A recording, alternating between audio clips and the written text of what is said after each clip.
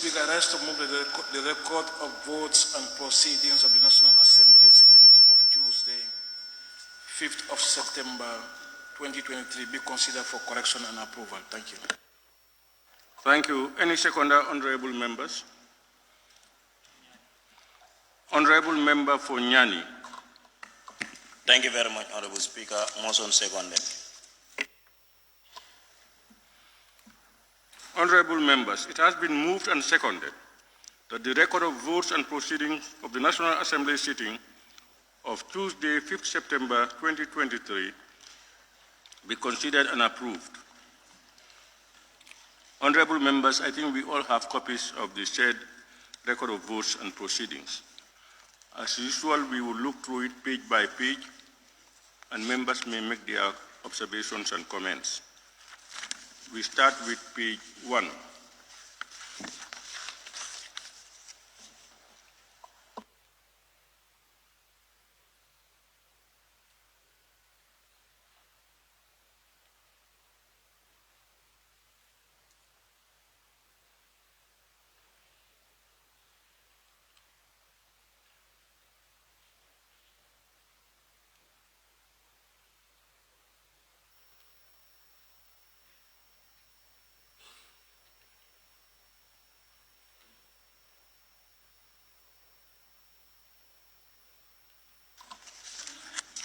Honorable members, then we move to page 2.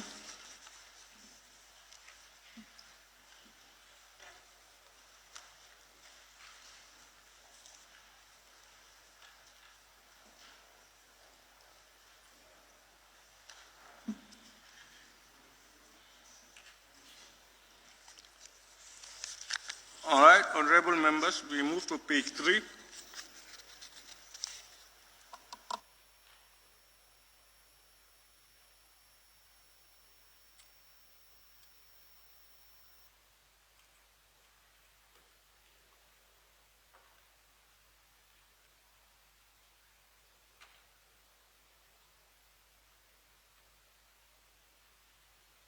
Honorable members, we now move to the last page, page 4.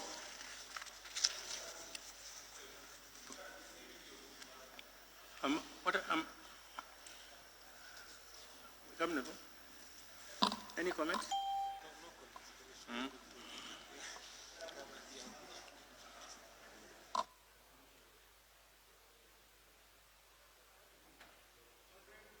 Honorable member for Sabak Sanyal. Thank you very much, Honorable Speaker. Page 4 under adjournment, the last line. It says at 50 minutes after 11 o'clock in the afternoon. I believe it should be in the morning instead. Thank you.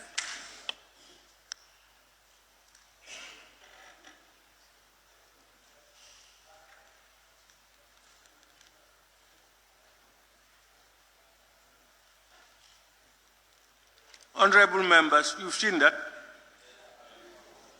Instead of, pardon? Are you on the same issue, member for Woodley? Okay. Let's make that correction.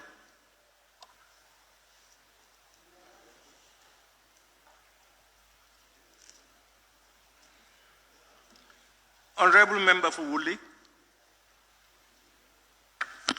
Yes, thank you, Honorable Speaker.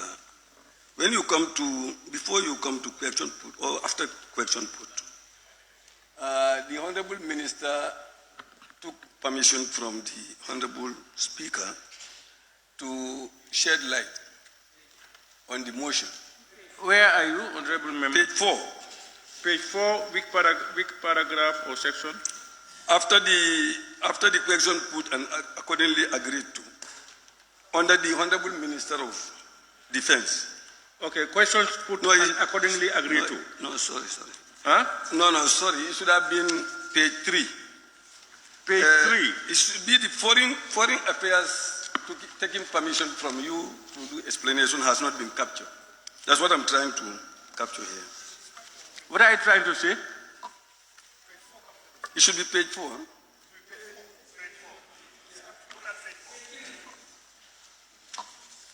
No, it should be page 4, the first paragraph. Yes. What's your input? No, you know, there is also, he is also taking permission from you to explain the motion, the document better. You remember? Yes. The law statement he has given here, it was not a permission. Okay, you know, on page 4, the first paragraph is with the permission of the Honorable Speaker, Honorable Minister for Foreign Affairs, International Cooperation and Gambians Abroad, moved a motion to withdraw the motion to ratify the agreement between the Government of the Gambia and the Swiss Federal Council on Cooperation in Migration Matters to enable him to exhaust the cabinet process. And Honorable Abdullah Sise, member for All Yundum, seconded the motion. You are now saying that there should be another additional paragraph. I'm saying after that process, the minister took permission from you to explain the document better to us, which he did, but that was not captured. That's what I'm saying. You said we have an additional paragraph to include that portion of it. Yes, Honorable Minority, you have something on the same issue or? I also want to buttress that point. I think after the withdrawal of the motion, the Honorable Minister seek permission for him to do certain clarification, which he is trying to say that was not captured in the minutes. So, Honorable Table Office, noted you should just capture that the Honorable Minister sought permission to shed light on the withdrawn, on the good practices. You know what we are talking about, so you just correct that. Thank you very much. Honorable Speaker, on page 3,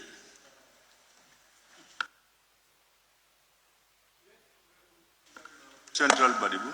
on page 3, I saw my name on the absent without permission. Didn't you receive my message? I sent you a message. Yes, that I was brief. Through your mobile phone, official. Through your mobile phone. I call you, you did not receive, and I sent a text through your mobile phone. And I responded. You didn't.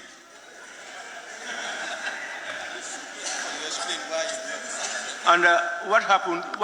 What was the cause of your absence? I was brief. One of my chairperson died in Badibu Mandori. So I went to attend funeral. I came. I found out that you have closed, but I had my lunch at the canteen.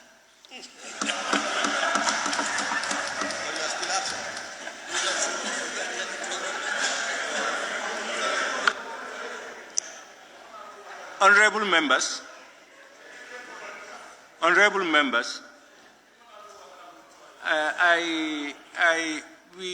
Parliament is an institution where members can come in and out as and when necessary.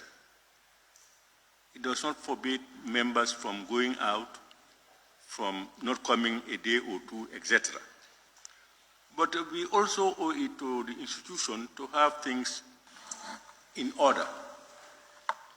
That was why I made those pronouncements, that we would not unnecessarily deny somebody who has funerals and other things to go and do it if we are going to have a quorum. But we want to streamline it. People usually just call the table office or do something and they are gone. Some of them, they go and then try to send word to say, I am that. So we will not grant permission. Permission is not granted. You have been absent on your own volition. There is no crime, only that your consequency electorates will know that you are not attending assembly. So, but as that aside, we have no objections. I want to make it clear. In fact, it was yesterday that I was talking to the table office. You can notify him. If you notify him, you can be absent without permission. But if you want to get that, if you notify him, he has to get to me and get back to you. And it's usually before you leave. After you have gone, I have seen some message yesterday. Some people are already abroad. And from there, they are telling me, and they left here. They did the necessary arrangements, and they knew that Parliament would start at this time. They could have just... I saw somebody who came to me who wants to travel. He came to my office with a written letter that he will be absent for this number of days because of A, B, and C. Why don't we have those things on record? Please, I want to appeal to all members. Let's get these things streamlined. For the last time and for the first, I will give Honorable Saho the benefit of the doubt because you are bereaved, according to yourself, and according to you, you said you sent word to my WhatsApp.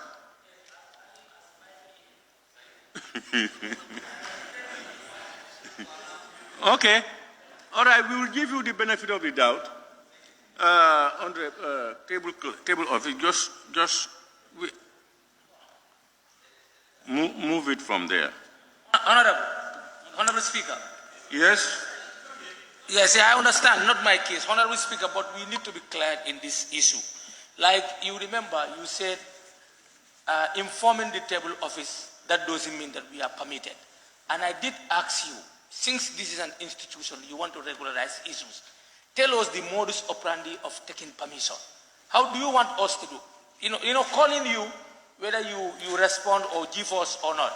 Now, because like when we have emergencies like this, how do you want us to do it? Can you be better informed of the procedure? I think I did explain. One is the formal thing is you write for an excuse. You put it in writing that you have something to go about. There are emergencies that happen, just like the case you are quoting. You let me know, as you will call the table office, who is not with you, you call me and tell me A, B, and C. If you don't get me, you will get somebody.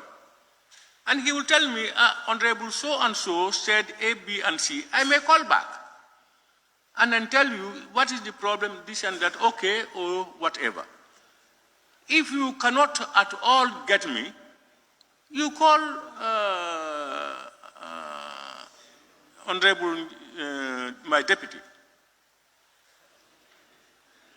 So the whole thing is to regularize it. It's not an idea where we will unnecessarily deny. Parliamentarians owe it to their constituents when they are briefed, especially certain bets, you go to attend, to show your face. That's part of you. So that's what we want. I don't want the issue. Some people just stay home. I know of members who have not been attending assemblies for even more than the session. They will probably come once or twice throughout the entire session. Yes.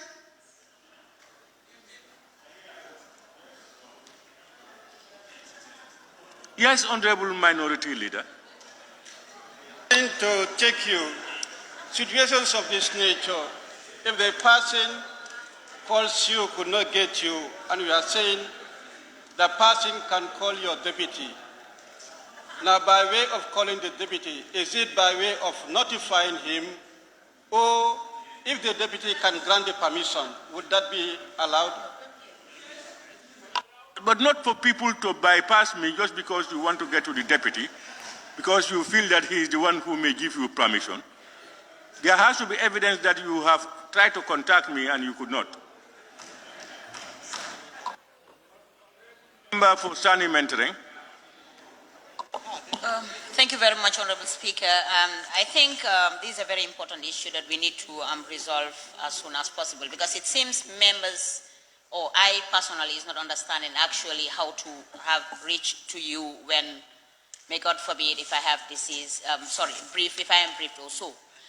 There could be instances whereby you and your deputy might all both travel, and we cannot actually have access to you. What do we do in that instance to resolve this? No, that is not it's not likely that I travel together with my deputy.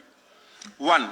Two, what you do to try to get to the table office, who is an individual, and you don't usually miss him. You could do the same thing to get to me. Honorable members, they said, even if you don't get me or you don't get, for instance, my deputy, then you have no other option. You may call the table office and tell him I have called, but there has to be evidence. You know, you must, if you call me, it will record on my mobile that you called. Not to beep me, just to let it just ring and you put it off. The mobile will tell me how many seconds it has been ringing. How about relating to the majority and the minority? I mean, how about relating to the majority and the minority? So, honorable members, I think this is very clear. The whole purpose is to make sure there is something on record. That's the purpose. This is an institution. Even if you are in the public service, if you are sick, even if you are sick, you must go and show your doctor's certificate or sick leave or whatever. But we are not doing that. We say let's notify each other.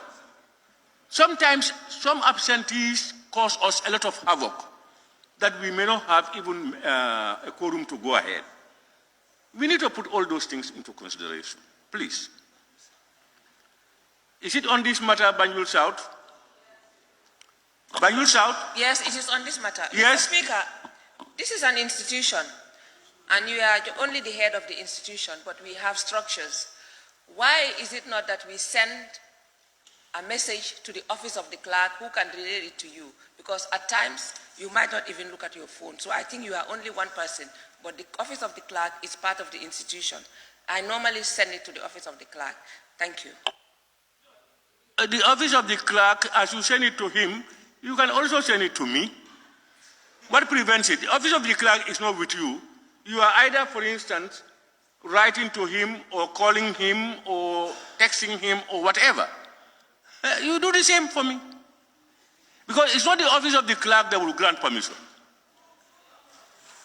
Yeah, but through the office of the clerk, if it's an emergency, because you want to call the clerk, send him a message, the clerk to get to me, that may take time. Why don't you just call me and get me? If you don't get me... Orders, when we travel, we have to send it to you through when I travel, the deputy... Pardon? When we travel, according to the standing orders, when we seek permission, we send the request through the office of the clerk. So why don't we just follow the same procedure with this one? Yes. What I'm saying is, if it is a letter asking for permission, that's through the normal procedure. That's the office of the clerk who will send it to me, and then I will either grant permission or whatever. That process is the normal process. But there are certain times when those things are maybe too slow for you. You may not be aware, because even if you write, you need to wait for approval granted or not. But usually, we understand when people write, when the clerk comes to me, he explains to me that A, B, and C, but the person, for instance, is gone. And I will say, okay, I will comment that permission granted. So the easiest way you can, please go ahead. If you think you can take it to, if it is letters, you don't write to me, you write to the office of the clerk who will bring it. If it is communication, I am saying you can communicate directly with me. If you don't get me, you will get my PA or somebody else, and then he will communicate to me. If you feel it is easier to do it with the clerk's office of the clerk, please go ahead, tell him.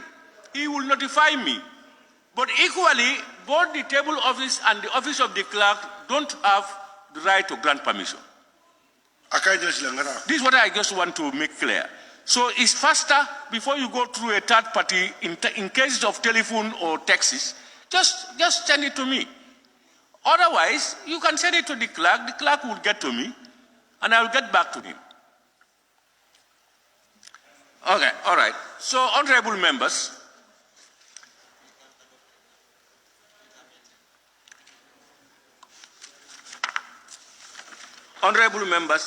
it has been moved and seconded that the record of votes and proceedings of the National Assembly sitting of Tuesday, 5th September 2023 be approved with amendments. Those in favor, please say aye. Those not in favor, please say no. The ayes have it.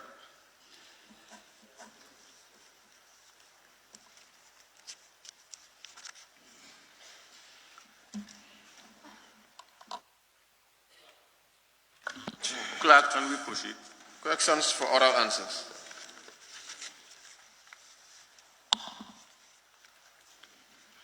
Honorable members,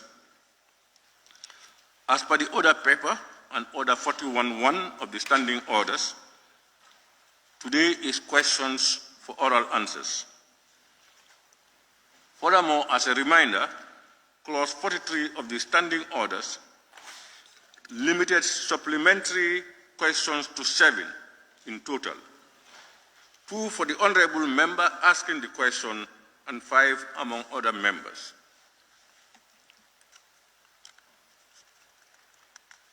Honorable member, with that, we will proceed with the Honorable Minister for Foreign Affairs,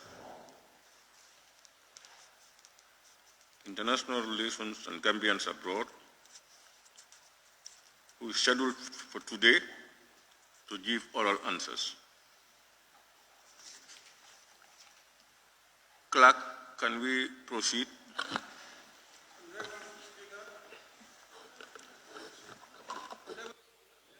Honorable Member for Bikama North and Minority Leader.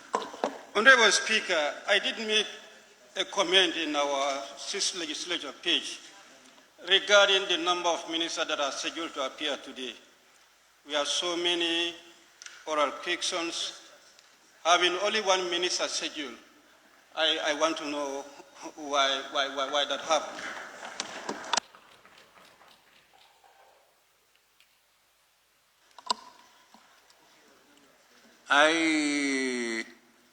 When I looked at the order paper myself, that was the first thing I asked the table office and the office of the clerk. And you know, before they prepare the final order paper for the day, they have to get the necessary documents necessary for that session first. The other thing is they must know that the honorable minister or whoever would be available to deliver his answers or documents or whatever. And according to them, they tried their best, but they could only succeed in getting the Honorable Minister for Foreign Affairs to be here this morning.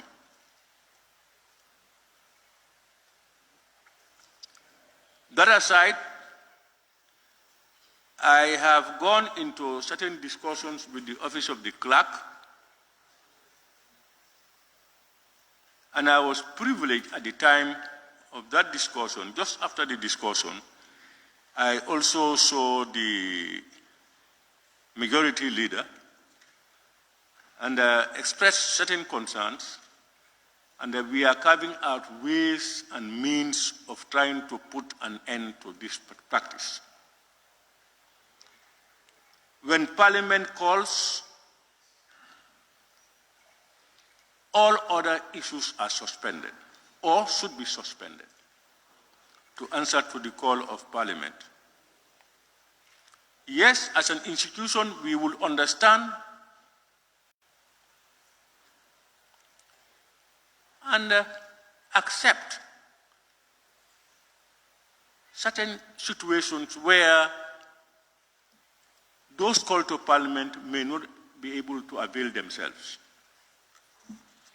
But I think it should be noted that Parliament should be given first priority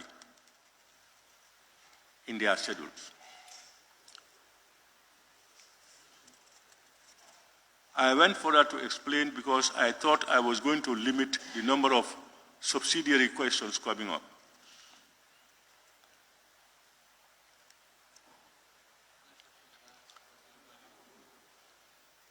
Central Badibu. Thank you, Honorable Speaker, and thank you, Minority Leader, for raising this. Honorable Speaker, I think to add on to what you have said, you have to send a strong message, because I could fully remember when members were absent you cannot get quorum from this house, you send a strong message to the Gambian people, the condition of this parliament and their representatives. Now, if ministers are not appearing, and most of these questions have a time frame, they can be taken by events. So it will be useless to ask those questions. So I think you need to send a strong message to the executive to honor the invitation, particularly on question and answer session. I have told you in not many words that for parliamentarians I speak to you. But for others, I told you, following consultations with the table office and the office of the clerk, we've tried to put in certain things to ensure that we don't have recurrences of this. I've made that very clear. And I do agree, whatever reasons, we cannot have a session just to have only one honorable member, minister, available to answer questions, when they have been informed earlier that there will be sessions from this period to this period. Equally, they know that every Wednesday is scheduled for, is put aside for questions. Yes, honorable member for Latrikunda Sabi. I think I've had my Thank you. for so long. Thank you very much, Honorable Speaker, for giving me the floor. I was a little bit disappointed when you said you met the clerk, you met the majority leader, but you failed to meet the minority leader, and it was the minority leader who put that questions on the page.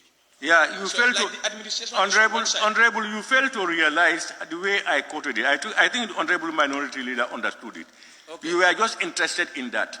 I said, I talked with the office of the clerk and the table office. And immediately thereafter, the majority leader came into my office, and I was opportune to talk to him. That's what I said. I never called him for consultations. I'm not ready. Section 74 and 75 of the Constitution, that is the responsibility of cabinet ministers. If you go to section 75, I want to remind the cabinet ministers that the National Assembly may, by a resolution supported by the votes of 2/3 of all the members, pass a vote of censure against a minister or a vice president on the grounds of. So I want to remind the ministers, it's not only the president that can sack them, the National Assembly can also sack ministers. Thank you very much. I'm sure they are well aware of that. Yes, somebody was talking somewhere there. Yes, Honorable Speaker, Kia West. Honorable member for Banjul South. Mr. Speaker, I'm not somebody. I'm an honorable member. In fact, a right honorable member. Thank you.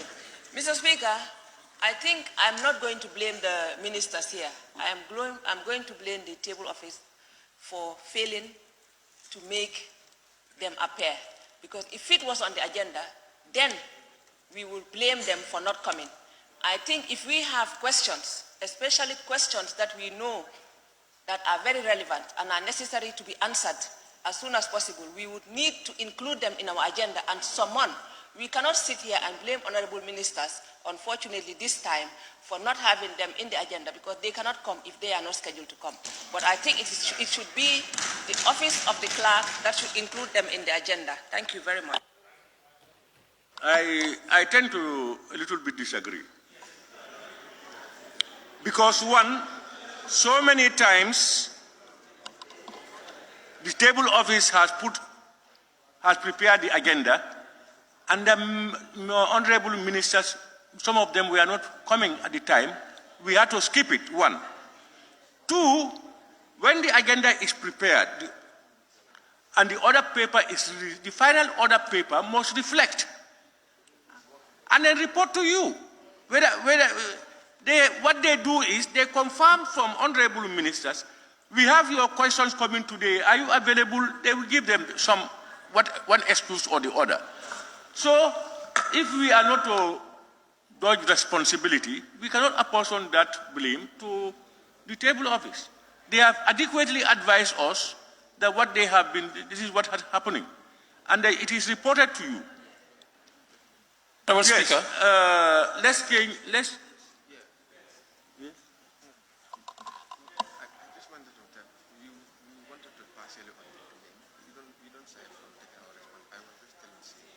started contacting Wednesday yesterday. And our practice has been every Monday early morning we send out all the corrections which we failed to do yesterday. Every morning. To send out? The correction. The schedule. Minister should be scheduled for Wednesday. Every Monday, the minister that we are scheduled on Wednesday, we send those notices, despite them on Monday, which we failed to do this in this instance.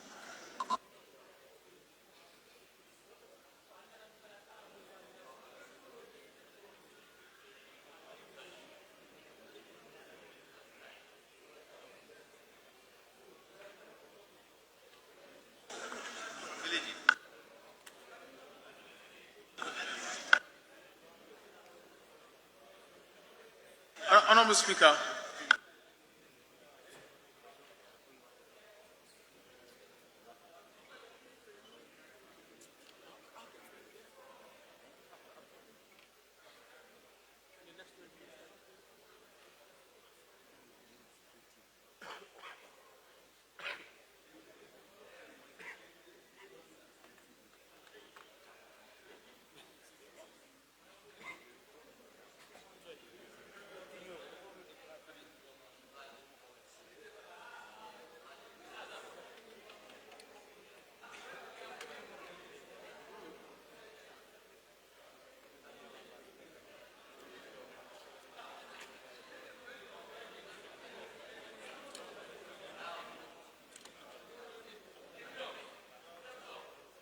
Honorable Speaker.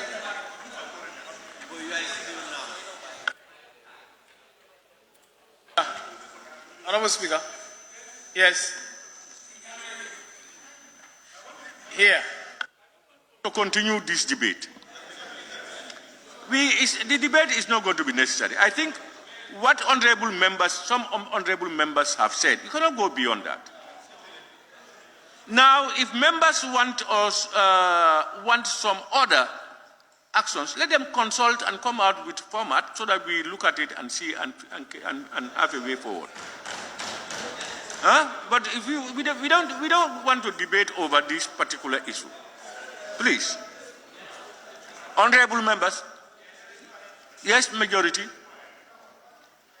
Honorable Speaker, it's very important. As you rightly alluded, when Parliament called, there's no excuse. To some extent, the table office will accept responsibility. They should insist to put in other paper. When it's there and they refuse to come, then Parliament will have a ground that you have it on the other paper. You vehemently refuse this to come, then Parliament has every right to take action. But table office will take responsibility. Henceforth, we also will have to enforce them to make sure that they respect Parliament call to come. So, Honorable Speaker, thank you so much. Yeah, it then means that we don't take the words of our technical staff. Because, honorable members, I remember vividly many times when the other paper is tabled, and then we go to an item and the honorable minister is not here. Many a times. And nobody says anything about it. So if the table office goes to confirm that these are the people's schedule, and the ministers are telling them, for instance, that they have excuses A, B, and C, and they are able to report it back to the clerk who reported to me. Bugging our books with something that's not. If we do that, we will be caught. There may be a day when we will not even have a program. Because you can have a schedule already, it's not confirmed, it comes here, when you read, it's not available. So, honorable members, let's all take our positions, both both leaders of Parliament, myself and the Office of the Clerk, to take up the challenge to make sure that at least when anybody is called to Parliament, you try to, as much as possible, to come to Parliament. That's your number one, one of their number one duties, is to account to the people of the Gambia through Parliament. Huh? As I said, let's not try to debate over this issue. We can brainstorm ourselves. You can brainstorm among yourselves. Come out with whatever you want to come out with.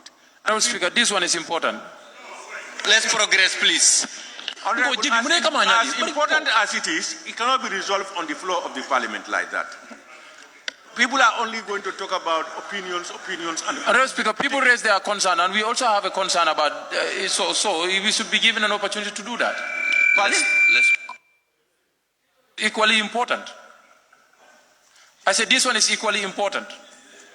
We are not talking about this important, then put your heads together and come out with a solution or suggestions. This is what we are saying. Honorable Speaker, but you're giving orders opportunity and you are not ready to give orders opportunity. It doesn't mean when you give orders, you should give everybody. There must be a limit to everything. No, that's not the case. If they want to speak, they will raise up their tax. Yes, that's why I said it's not necessary for us to debate over this thing. It's not a debate. Yes, it's debating. It's not. Honorable Member, Clerk, can we proceed, please? Honorable Speaker, it's not. This is repeating itself over and over. And I think when we want to speak, you should give us an opportunity to speak. Of course we are. Of course we are obeying the standing order. This assembly is flouting rules here every now and then.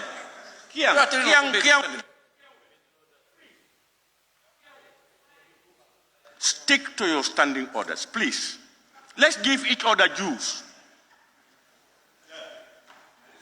There is a limit where you can push.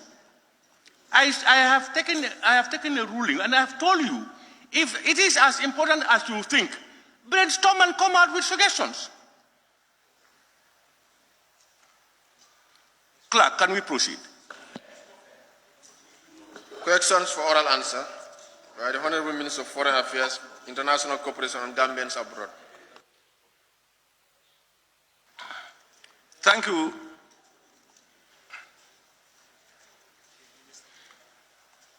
Honorable Minister for Foreign Affairs, you may take the podium.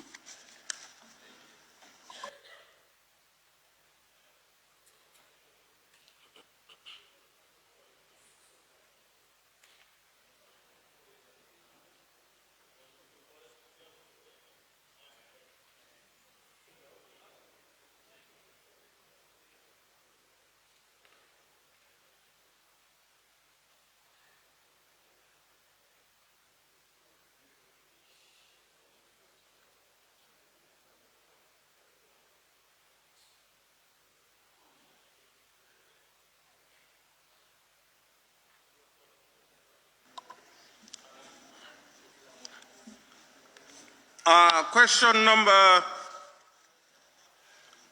261 of 2023, Honorable Member for Janjambure, but I understand he has authorized the Honorable Member for Busumbala to read the question on his behalf. Thank you very much, Honorable Speaker.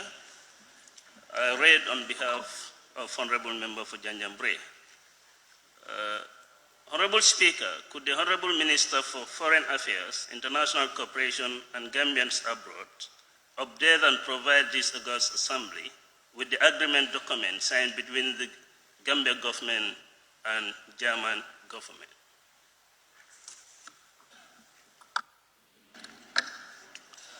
Good morning, Honorable Speaker. Good morning, honorable members of this August Assembly. Honorable Speaker, indeed, bilateral relations between the Gambia and the Federal Republic of Germany have improved ever since the change of government in 2017.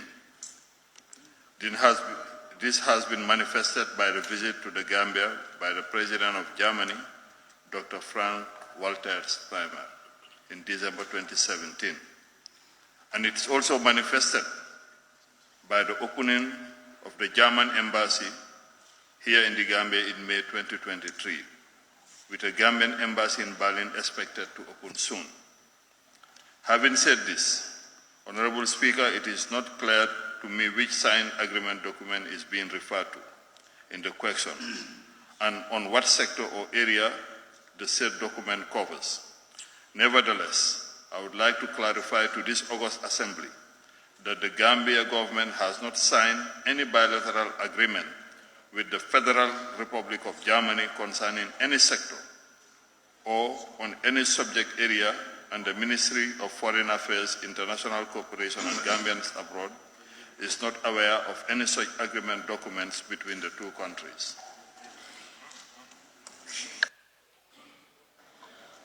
Any supplementary? Yes, Honorable Speaker, could Honorable Minister, after listening to your answers, there is no document that is signed between Gambia government and that of the German. What initiated these deportation things that are happening? Point of order, Honorable Speaker. Yes, point of order. Opanyomi.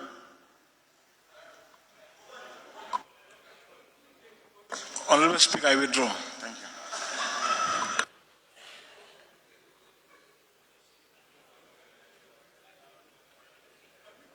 Can we go ahead, Honorable Minister? Okay, thank you very much. Honorable Member of Busumbala, the document that led to the deportation of Gambians, it's a document agreed upon by the Gambia government and the European Union in 2018. And that's part of a migration program when 2018, when the first time the European Union came to the Gambia following the change of government. So it was agreed upon in 2018. And it's between the Gambia and the European Union, not with the Federal Republic of Germany. Do we have this agreement signed? It's not an agreement, it's an MOU. And the message conveying our agreement with the said arrangements were forwarded by the Ministry of Foreign Affairs in 2018 through a note verbal.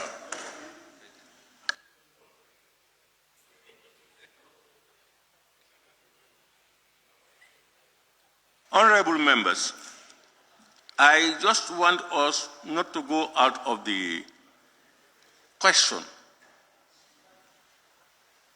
The question is inquiring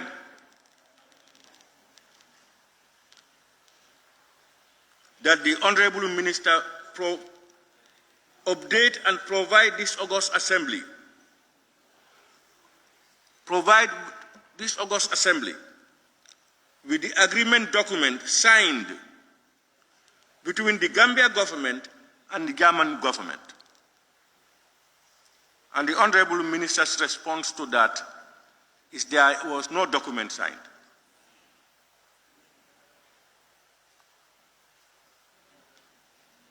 So if we are not careful, your questions must be related to the principal question. And the principal question, it means the question itself should be redrafted.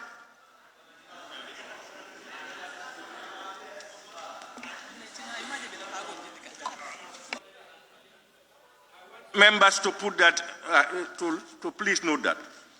I now invite the Honorable Member for Latrikunda Shabigi. Thank you very much, Honorable Speaker, for giving me the floor.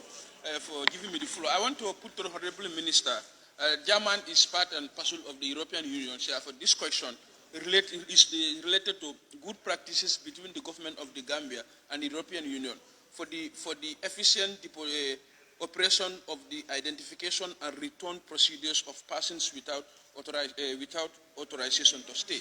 My question now, what? That's the good practice document that was submitted to us yesterday. That's the question. That is what this question is about. And the minister, okay, let me ask my question. Thank you very much. Honorable members. Yes. Honorable members. Yes. I said, let's be a little bit patient. When an honorable member is speaking, you may not like what he is saying, but the person has a right to express his or her opinion.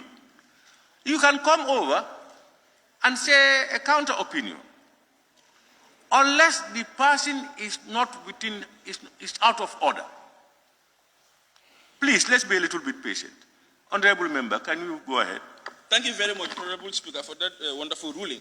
Honorable Minister, is it true that since this particular agreement has been signed between the European Union and the Gambia, already the EU has paid over 15 million euro to help these returnees when they return back? That is where we have the NEDI and the YEP project. Is this question true, whether 15 million euro has already been disbursed to the government of the Gambia?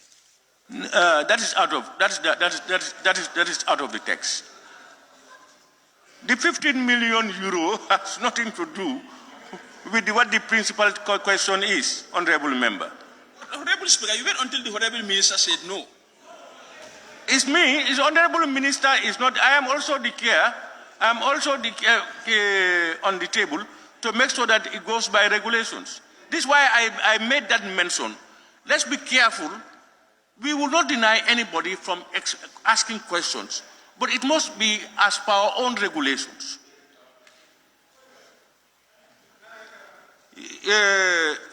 Honorable Member for Woolly East.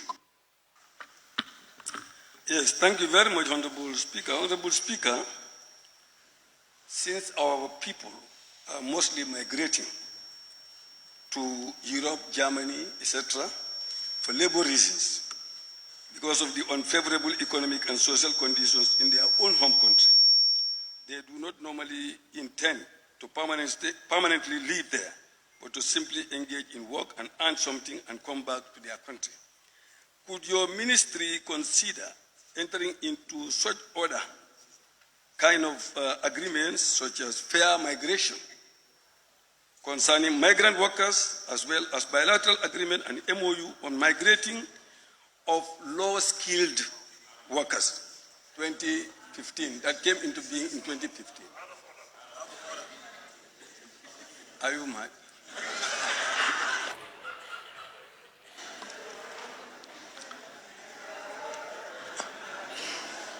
Honorable Member for Woolly East. I think you are asking whether they don't consider having an agreement to regulate, at least to better regulate migration. You know, Honorable Minister, can you just answer that question? No. A certain precedent. Point of order, Honorable Speaker. Point of order, Honorable Speaker. Honorable Speaker. Point of order. Yes, yes. I'm rising on order 38-2. 38-2. Regarding the supplementary question of the Honorable Member for Woolly East. No speech shall be made by any member in asking a question, and no debate shall be permitted on asking a question. And the Honorable Member was just debating. Yeah, the Honorable Member asked a question. He gave the question a preamble for better understanding. Now, the Honorable Member's question falls between two areas, because there is a question on the floor by the principal questioner on this issue of German-Gambia bilateral agreements on immigration, which the Honorable Minister clearly said, made some explanations and said there was none. It was between the Gambia and the EU. And then some other person came in to say, Germany is part of the EU, why not A, B, and C? These are two different entities. You have bilateral, multilateral, and you can go into certain agreements or MOUs with individual countries.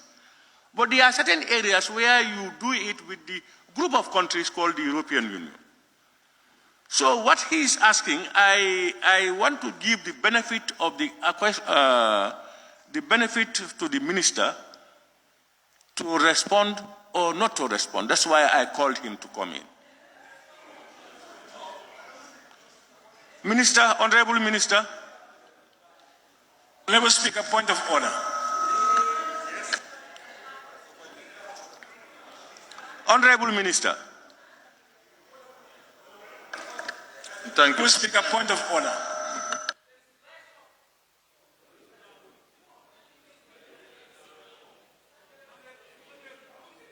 Is it Opanyomi?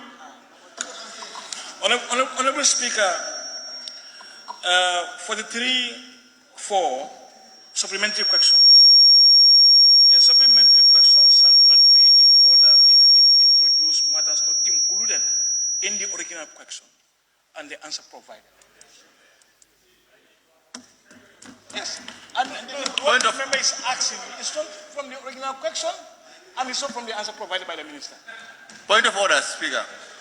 So please, honorable members, if look at the question and look at the answer.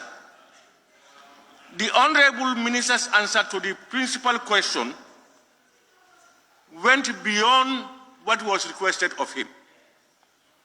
And that he captured areas probably not relevant to the question, but to elucidate and to explain better to parliamentarians. And both the question and the answer determines the supplementary questions. It is. Can I Honorable Speaker. Honorable members. Honorable Speaker. Honorable members. I think it's the same thing you have quoted and quoted, and I put it. I am not in agreement. Honorable Minister, can you take up the floor and say what you want to say? Thank you very much, Honorable Speaker. Point of order, Honorable Speaker. Honorable Speaker. Point of order. Speaker, it's a different one. It's not on the same point of order. Honorable Minister, can you please go ahead? Point of order, Honorable Speaker. Honorable Speaker. My friend. He cannot. I think I can bring some clarification on. For your information, Honorable Member of Woolly West, we are aware of the point of order, Honorable Speaker. Okay, sorry, Woolly East. Honorable nominated member, I think it's Keba. Can you look at section 39, Keba, of the standing orders?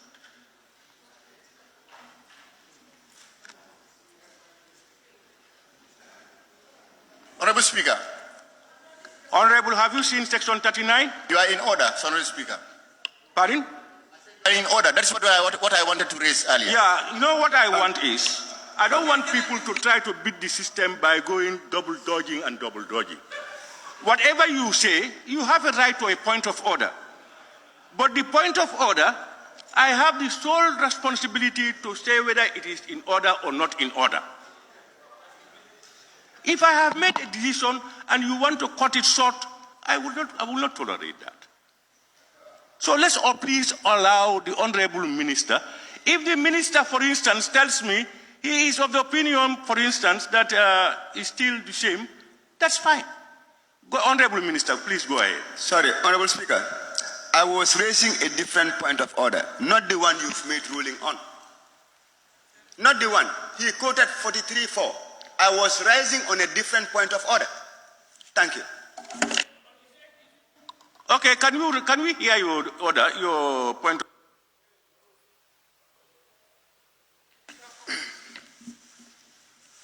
Honorable Speaker, I'm rising on point of order 43(3).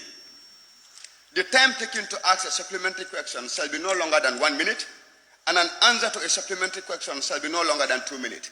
The honorable member for Woolly East asked this question at 11:25. Currently, our time is around 11:40. And Honorable Speaker, your office is always promoting us be guided by the standing orders. Thank you. It is not the time to... You know, the honorable member's question never lasted that period. It was your standing order complaints and other interjections that lasted up to this place. So, Honorable Minister, please. Thank you very much, Honorable Speaker. To the Honorable Member of Wulu East, I want to assure you that we are aware of the fact that migration is part and parcel of human history, and there is no way we can stop it. And we made that very clear to our partners, that in fact these boys who are going there are called the backway boys. Sometimes when they're going, even their own families are not aware. So the solution is not deportation, but to work on measures that will help us deal with this efficiently. And in relation to that, at the invitation of the Spanish minister, foreign minister, I went to Spain and we have engaged them on an agreement for seasonal migration.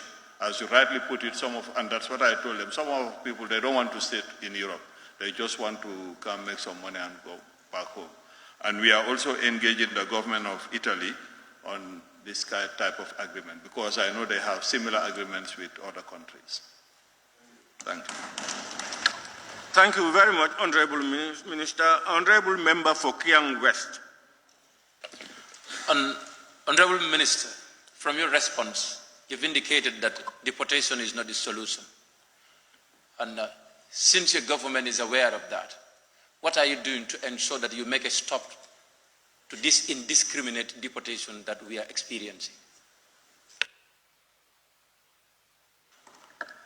Well, we all know that we agree with you that deportation is not the solution. But when you have exhausted all the legal remedies for you to stay in a country, even in the Gambia, we deport people who are not compliant with our laws.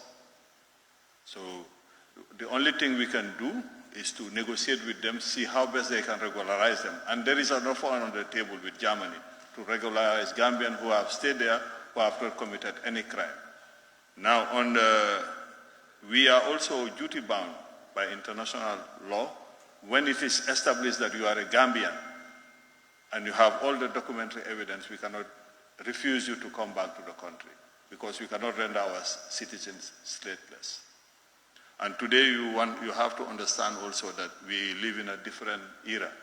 At first, people will go travel, throw their passport, and they will not be able to identify them. And if I show you a photo that I have on my phone, some of our citizens did the same thing.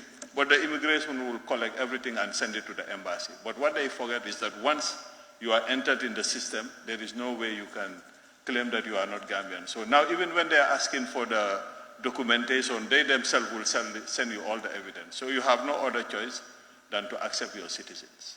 What is with heavy heart that we accept our citizens. We know that families put a lot of investment, a lot of efforts to get their children thinking that the roads of Europe are paved with gold, which is in fact not the reality. And that's why yesterday I was saying that this should be a national debate. This goes beyond partisan politics. We have to sit and have a serious debate about this issue of migration, because we are losing some of our young, valid, ambitious young men. When they go with a lot of ambition, and unfortunately some of them will come back with mental issues. Some will come back as criminals, but when they were leaving, they were not criminals. Yeah. Honorable members, I think I must refer to Honorable nominated member Keva Lang. 1 minute and 2 minutes for answers. Honorable member for Banjul South. Thank you. I think my question has been answered. Thanks. Thank you very much. Honorable member for Lower Fuladu West.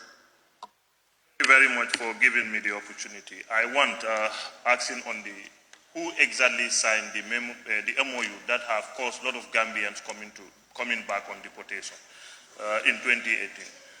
Out of order. It's out of order completely. No.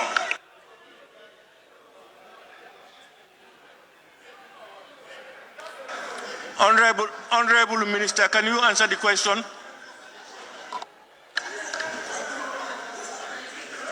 Well, Honorable Speaker, I think that is... The passion.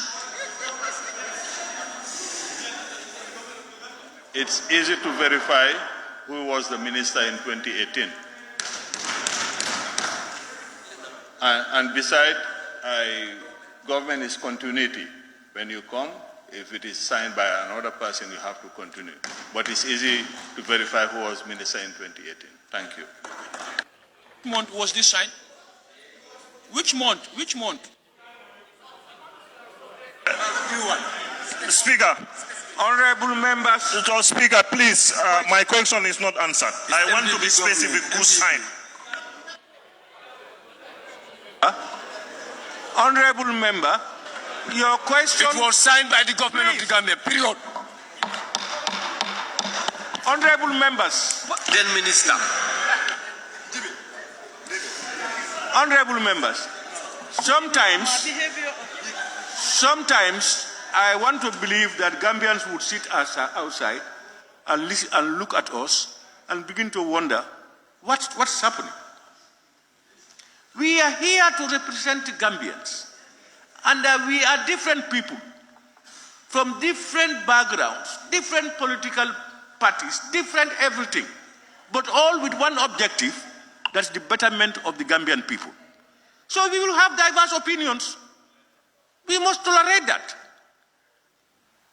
If you only want to hear what you want to hear, then this place is not your place. Speaker, with due respect, please, Honorable member, I am on the floor. Honorable member, please, I am on the floor. Honorable. Honorable Speaker, never ever granted that. That's not the protocol. You can do that. Honorable members, when I am on the floor, honorable members, what is which place? Honorable Lower Fuladu. Let the honorable minister explain who signed it. You already know. So sign it. We want to know who signed it and the name, please.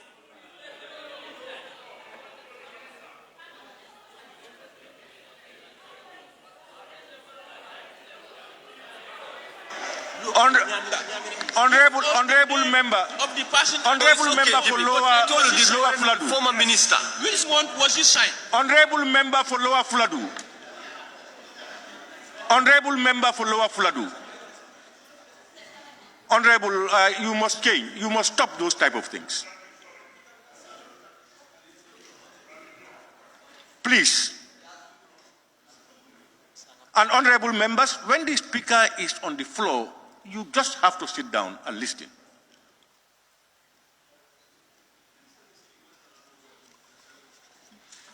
Honorable members, question number 262 of 2023, honorable member for Olyundum.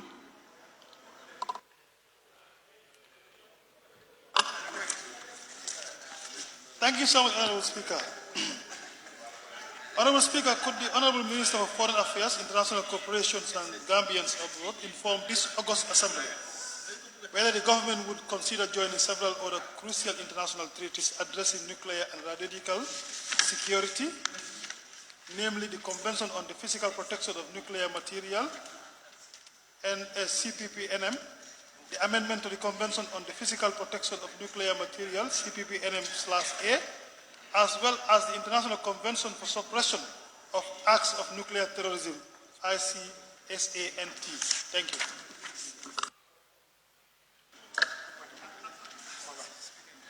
Thank you. Honorable Speaker, the Gambia has always advocated and stood for peace and security in the international arena. This has proven with our participation in peacekeeping missions around the world, as well as our long-term involvement in preventive diplomacy. It is therefore in this regard that the Gambia government will always support any initiative geared towards ensuring global peace and security. However, given that the Gambia has no expertise, experience, or interface with nuclear technology, material, or weapons, the mentioned treaties are yet to be signed and/or ratified. Bearing in mind that the international security landscape is not constant, but ever-changing, the Ministry of Foreign Affairs will endeavor to work with relevant stakeholders on this very important issue. Thank you. Any supplementary, honorable member? Thank you so much. No, okay. Thank you. Do you have any? No submission for supplementary questions. Okay, thank you very much. Question number 263 of 2023 by the Honorable Member for Upper Salum. Thank you, Honorable Speaker. Honorable Speaker, would the Honorable Minister for Foreign Affairs update the August Assembly if his ministry has a foreign policy as well as foreign service regulation that guides them in their work? Thank you very much, Honorable Member for Upper Salum. Honorable Speaker, as a strategic institution of the state, the Ministry of Foreign Affairs has the overall mandate to implement the foreign policy objectives of the Gambia with the ultimate aim of promoting, safeguarding, and achieving the country's national, political, and socio-economic interests. The foreign policy of a state usually refers to the general principles by which a state governs its reaction to the international environment. It is the strategy or planned course of action developed aimed at achieving specific goals defined in terms of national interest. Currently, there is no codified document that contains the Gambia's foreign policy, as it is the case in some other countries. What exists is a customary foreign policy which has been in existence since the First Republic. Over the years, our customary foreign policy was and is being pursued within the guiding principles of good neighborliness, non-alignment, neutrality, promotion of human rights, mutual respect for the sovereign equality, independence, territorial integrity of states, the maintenance of international peace and security, and the promotion of friendly relations among nations. The principles that guide the Gambia's foreign policy are also reflective of the principles of the Charter of both the United Nations and the African Union. Even at the United Nations, African Union, etc., our pattern of voting on presented issues correspond to our position on the said principles guiding our foreign policy. Furthermore, pronouncement from His Excellency the President on the Gambia's foreign relation also determine and sets the Gambia's foreign policy objectives. Honorable Speaker, regarding the Foreign Service Regulations, the second edition was revised in 2012, and the third edition has just been revised and finalized, and is now awaiting circulation to Gambia missions abroad and other stakeholders in the country for their inputs before presenting to Cabinet for its validation and use, together with a recently developed posting policy. We do also wish to proceed beyond the Foreign Service Regulations and introduce to this August Assembly a Foreign Service Bill, which will further guide and strengthen the implementation of the Foreign Service Regulations.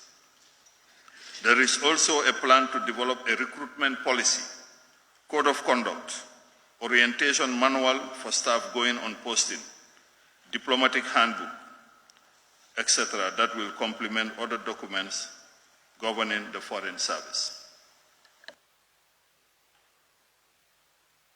Honorable Member. Yes, thank you very much, Honorable Speaker. I think the response really was clear and apt because I was looking forward to him to bringing a bill that would actually give guidance to the foreign service regulation. So since he said that a bill will be here, so I'm fine with it. Thank you.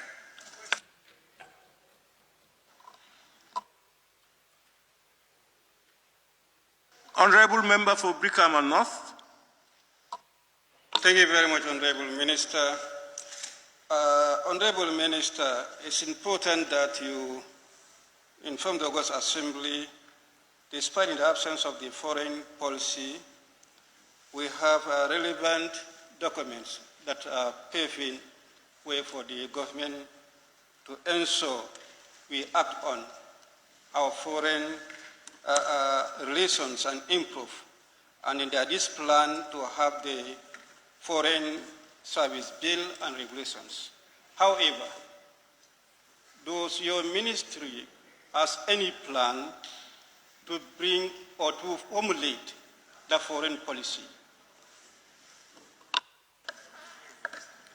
Honorable Member of Brikama North, I did not say that there is an absence of foreign policy. We do have a foreign policy. If not, then we'll be going blindly, not knowing what we are doing. What we said is we do not have a codified foreign policy document. And that obtains in many countries because the world is dynamic and there are a lot of changes. And as I said, even a mere pronouncement of the president can change the foreign policy of the country. In the recent years, the only major shift we have in our foreign policy is when Gambia decided to recognize the One China principle. Apart from that, we've been constant since the First Republic. In terms of our dealing with the international community, we've been guided by the principle of neutrality. I will just give you a simple example. When the crisis occurred in the Gulf, and some countries took position and withdrew even their ambassadors in the state of Qatar, not to mention them, we decided to be friends with all and enemy with none, because we believe that if two, and we stood neutral, because when brothers fight, you try to bring them together. If not, the day they reconcile, you find yourself in a funny position. Unfortunately for us, many found themselves in that situation today because they are together and now they've been sending back their embassy, but we've been concerned, and that has earned us a lot of respect in the eyes of our partners. But of course, we can look at the possibility of, even in the codified document, it's not a full foreign policy. We'll just enumerate the principles. And I have a document from the First Republic that has done that. And we've been following that document. Thank you. Honorable Member for Kiang West. Honorable Minister, Foreign Service regulation is an important guide to ensure that we keep the sovereignty and the integrity of this country and as decent as it is. Do you ensure that any citizen who is going to be deployed to foreign service meet the requirements as qualification and also have the integrity to represent this country? And did you receive anybody to be withdrawn from foreign service because of misconduct? You have so many questions in one. You better ask, you only have to ask one question. Honorable Minister, do you ever receive any withdrawal from a foreign service officer due to misconduct, and where and when? Honorable Speaker, point of order.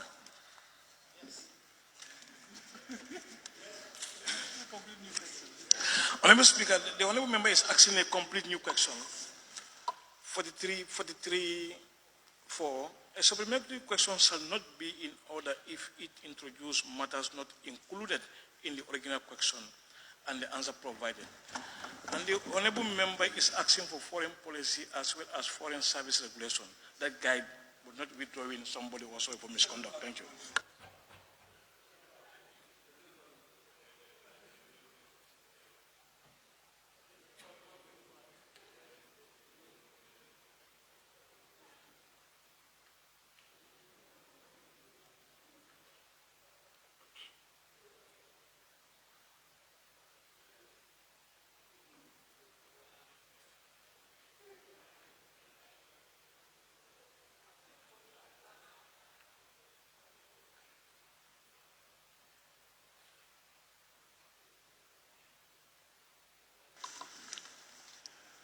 Thank you very much.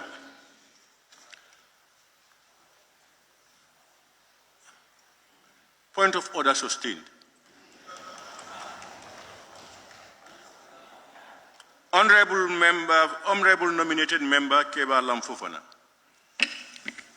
Thank you very much, Honorable Speaker, and thank you, Honorable Minister. Honorable Minister, you did enlighten the Parliament, and you did say that a foreign policy normally expresses a country's general principles with regards to how it reacts with the international community.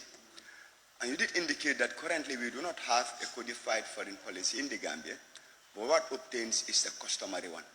So, Honorable Minister, can you further enlighten this Parliament as to what is the competitiveness of a foreign policy against the customary one that is obtained currently. Thank you.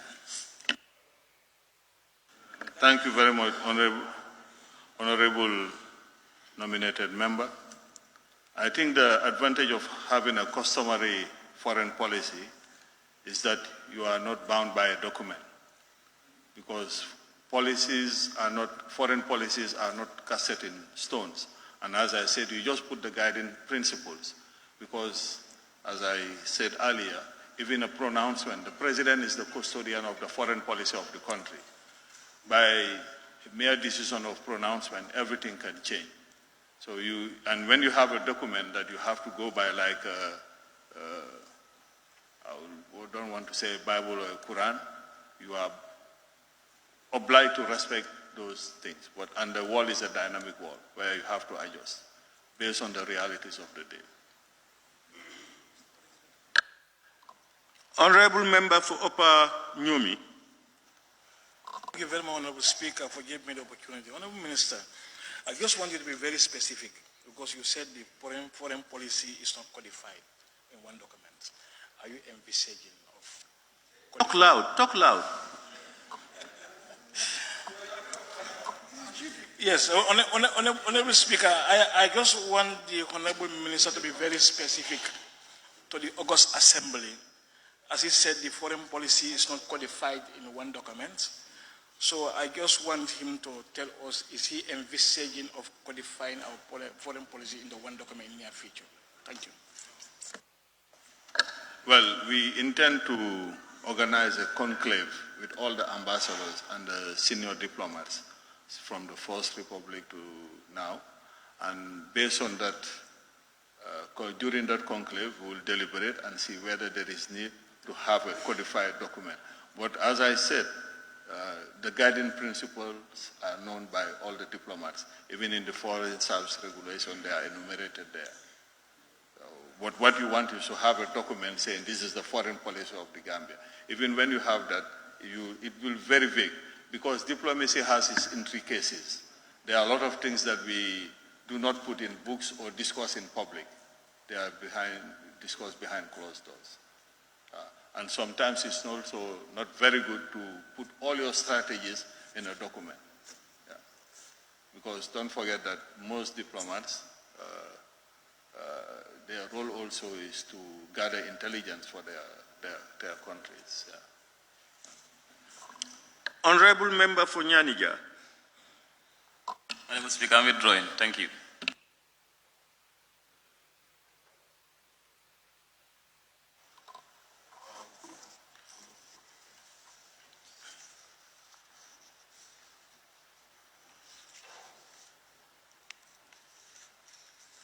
Question number 264. No, we have exhausted the number 5.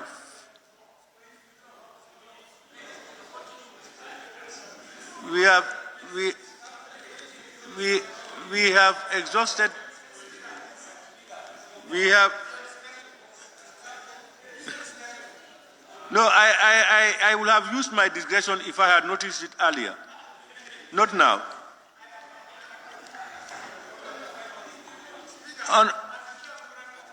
Pardon?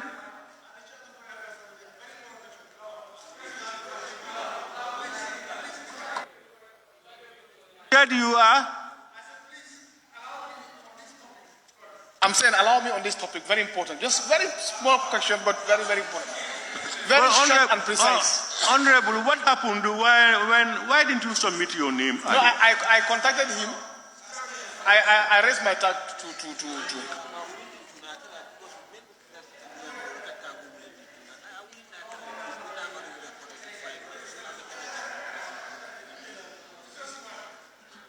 Honorable, I am just informed that your tag was up after the closure of the.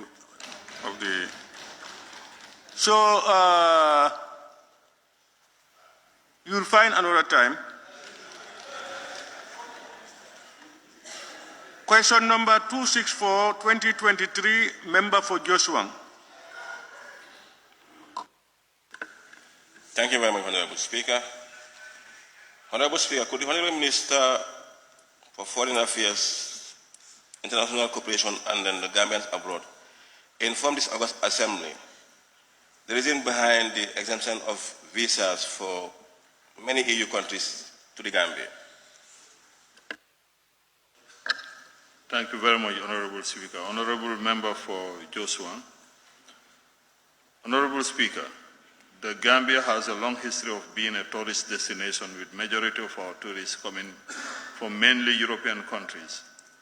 With tourism being a significant contributor to our national economy, it is prudent to facilitate travel measures that will encourage EU citizens to continue choosing destination Gambia, as opposed to our competitors within the sub-region. It is within this context that the stakeholders decided to design specific visa measures geared towards tourism development in the Gambia. Honorable Speaker, it is also important to mention that in the spirit of African brotherhood and unity, the Gambia has also exempted citizens of EU member states from acquiring entry visas before traveling to the Gambia. Citizens of Commonwealth countries are also exempted from acquiring entry visas before traveling to the Gambia. All these measures are therefore geared towards strengthening our bilateral and multilateral ties with partner countries, help open up the Gambia to the world, and also help improve investment opportunities and tourism in the Gambia.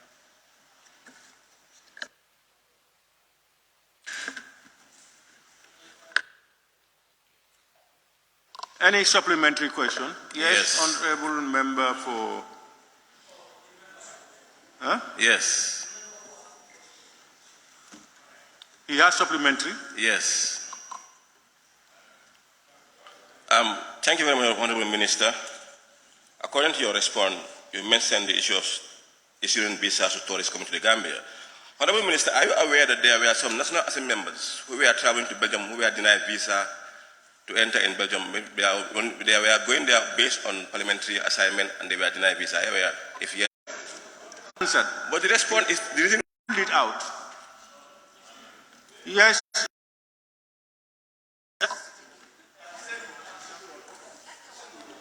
Honorable Speaker, you've ruled out my question, but I think it's more than for him to respond. The next, anyway, the next, Honorable, take your seat. I'm on my second question. Honorable, take your seat.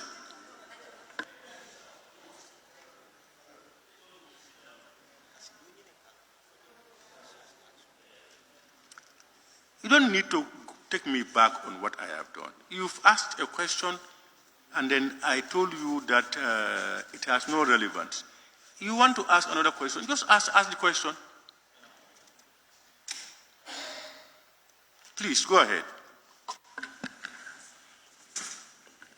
Thank you. Honorable Minister, are you aware of the loss in revenue these embassies are facing based on this visa exemption?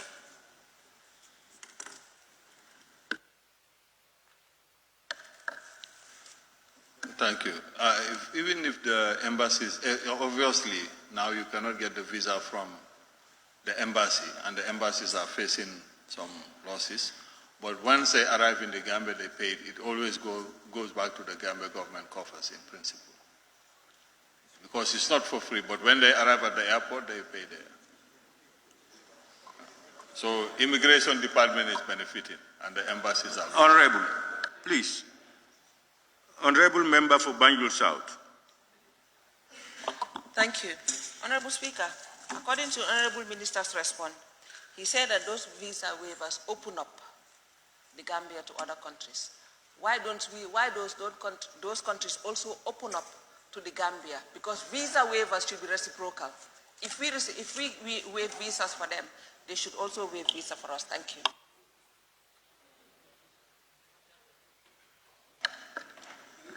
Well, visa waivers are not reciprocal for your information. This is something that you arrange. But when you see that it's to your advantage, because I remember then the Minister of Tourism arguing that we needed to open up because we are losing out to our competitors. Because for some people to go and wait for days to acquire a visa, they would rather go to countries where they don't require that. But of course, ideally, if we can have a reciprocal arrangement, that would be ideal.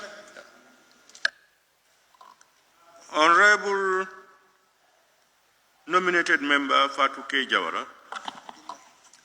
Thank you very much, Honorable Speaker. Part of my concern has been, question has been asked by the member for Joshua, but notwithstanding, Honorable Minister, have you consulted a majority of Gambians before reaching into such conclusion?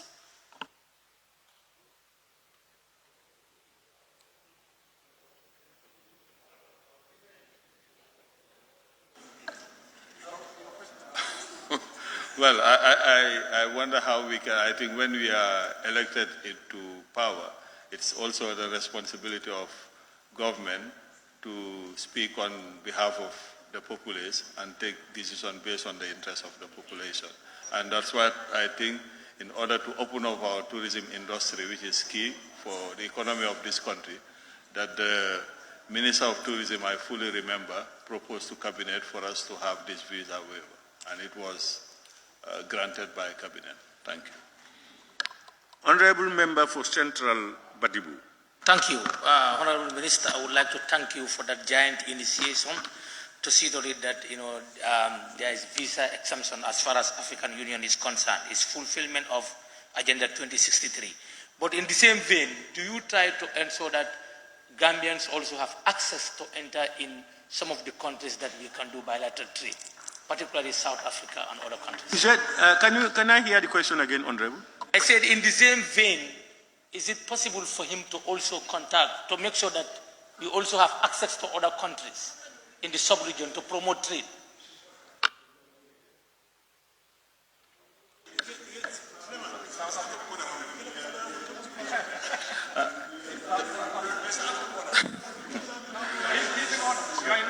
Thank you very much, Honorable Member for Central Badibu.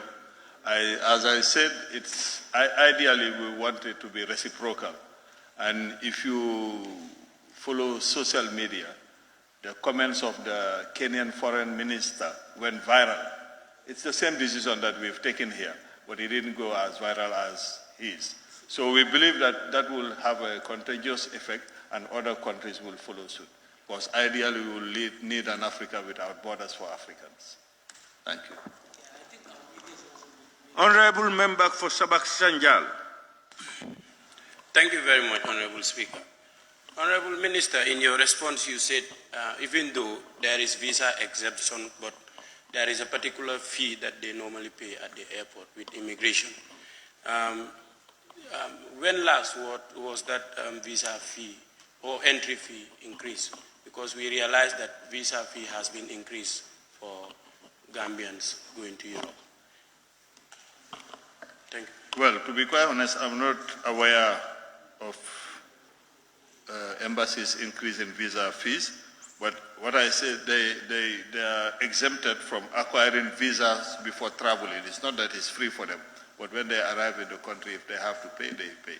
But to be quite honest, I don't even know how much they pay. Honorable Member, what he is saying is, if you are traveling from UK to come to the Gambia, instead of going to the Gambian embassy to queue for a visa, you can just fly in. On arrival at Banjul International Airport, you will be granted visa, but you will make some payments. Honorable Member for Kantora. Thank you very much, Honorable Speaker, for giving the floor. Honorable Minister, it's a well-thought policy for visa exemption, of course, in the spirit of cooperation and bilateral agreement. Do you deem it prudent also to re-engage, having given this kind of opportunity, for them to reciprocate in terms of when our citizens are rejected, they are refunded their monies back to them? Thank you. Well, I think that will be very difficult, Honorable Member for Kantora and Majority Leader, to ask for the refund of visa fees, because these are administrative costs. And that's within their purview. We cannot ask that, because this is work that they are doing. When you are applying for visas, you have to pay a certain number of things, but that is not a guarantee for you to have the visa.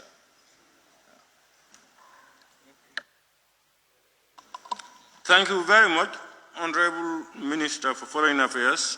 International Cooperation and Gambians Abroad for adequately responding to honorable members' questions and supplementary questions.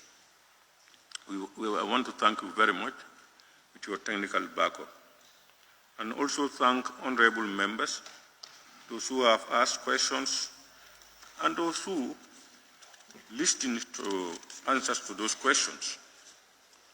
Honorable members, Honorable Minister, you can take your seat. On that note, honorable members, I now put the question: be it resolved that this August Assembly do stand adjourned until Thursday, 7 September 2023 at 10 a.m. Those in favor, please say aye. Those not in favor, please say no. The ayes have it. The Assembly now stands adjourned until Thursday, 7 September 2023 at 10 a.m. prompt. Thank you.